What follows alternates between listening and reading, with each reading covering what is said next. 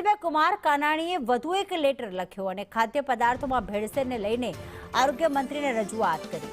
ભેળસેળિયા બેફામ છે, તેમને કંઈ થતું નથી તેવું કુમાર કાનાણીએ કહ્યું।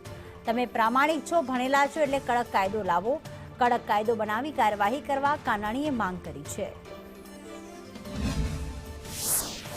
સુરતના વરાછાના ધારાસભ્ય કુમાર કાનાણીએ ફરી એક વખત રાજ્ય સરકારને પત્ર લખ્યો છે આરોગ્ય મંત્રીને કે જે પ્રકારે ભેળસેળ થઈ રહી છે ખાદ્ય પદાર્થોમાં તેને લઈને કયા કયા મુદ્દા આવરવામાં આવ્યા છે।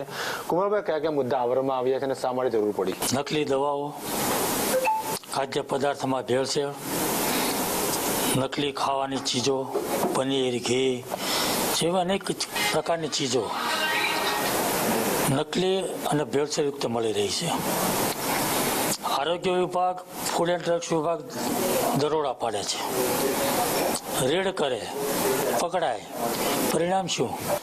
મેં અત્યારે આરોગ્ય મંત્રીને પત્ર લખ્યો છે કે આને અટકાવવા માટે, બંધ કરવા માટે કાયદાની જરૂર છે, જે કડક કાયદો હોય અને કડક કાર્યવાહી થાય તો આ જે નકલી માફિયાઓ છે, ભેળસેળયુક્ત માફિયાઓ છે એના ઉપર કંટ્રોલ થાય।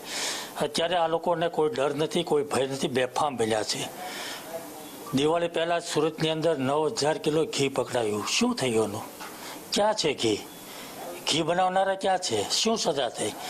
પરંતુ મારો પ્રશ્ન એ છે કે લોકોને જો ખાવાનું સારું ના મળે, લોકોના જીવન સાથે છેડા થાય, માનવ જીવન સાથે છેડા થાય, કોઈ એક વ્યક્તિની હત્યા થાય, ખૂન થાય તો એના આરોપીને આજીવન કેદ કે ફાંસી થાય છે। લાખો લોકોને મારવાનો પ્રયાસ છે। આજે આપણે સૌ જોઈએ છીએ કે નાની નાની ઉંમરમાં લોકોને એટેક આવી રહ્યા છે, લોકો મરી રહ્યા છે।